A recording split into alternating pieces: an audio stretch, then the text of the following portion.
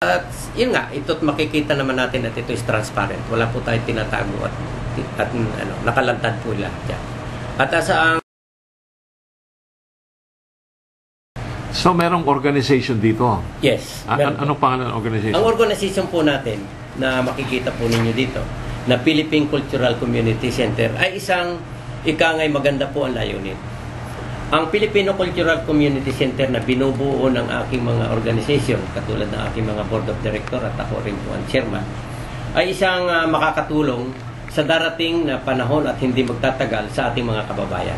Sa serbisyo ng mga Pilipino, ng migrante, ng anuman na immigrant, mga family, Canadians, at iba-iba pang serbisyo po ang aming tinatalakay.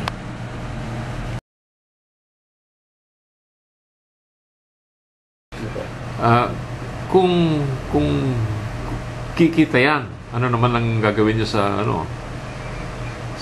kung ano man ang pondo makalap niyo dyan? Katulad po nga ng ating sinabi at tanong ninyo na ito ba ay kung kumita ay saan malalaan ang pera.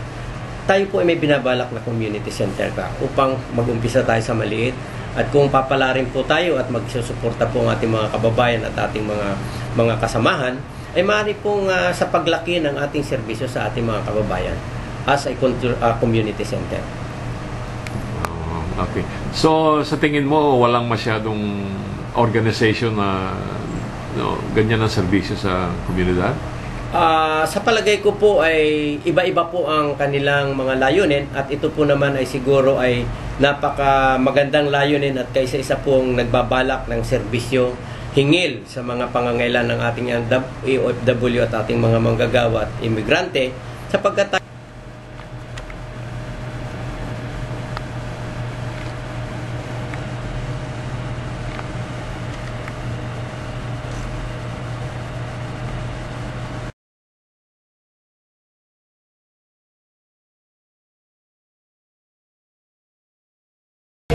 ang nararapat natin gawin sa Pilipino ay magkaroon man lang ng respeto, disiplina sa mga kapwa Pilipino or any color. Lalo you are a stranger here. Come on. Iyan ang napupuna ko. Hindi nangungurap sa kapwa Pilipino. Ay, maka. Yeah. Hindi ka mangungurap sa kapwa mong Pilipino. Tama yun. Kailangan sabihin ang nararapat na sabihin at hindi itatago. Aba, siyempre yung voice out. Hindi ako natatako. Kung ako'y ang kababayan natin na pinupuna ko. Tinutuwid ko. Bata man, bata o matanda.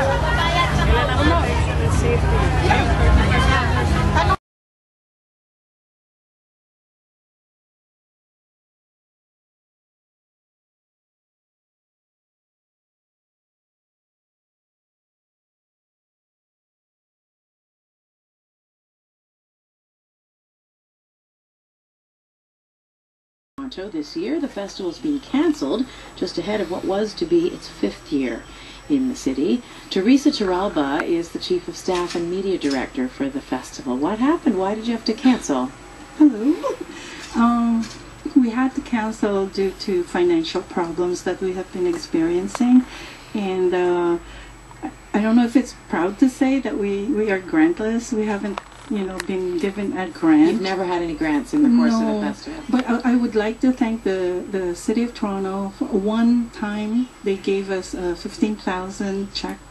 That was back in 2015. But that was just a one-time thing. It never happened again. So you didn't have any ongoing grants, and so you just didn't get enough sponsorship funding? Is that it? Correct. We made do of what we had. We collect from the vendors, of course, and as well as the sponsors that have supported us. But it's still not enough. So this was a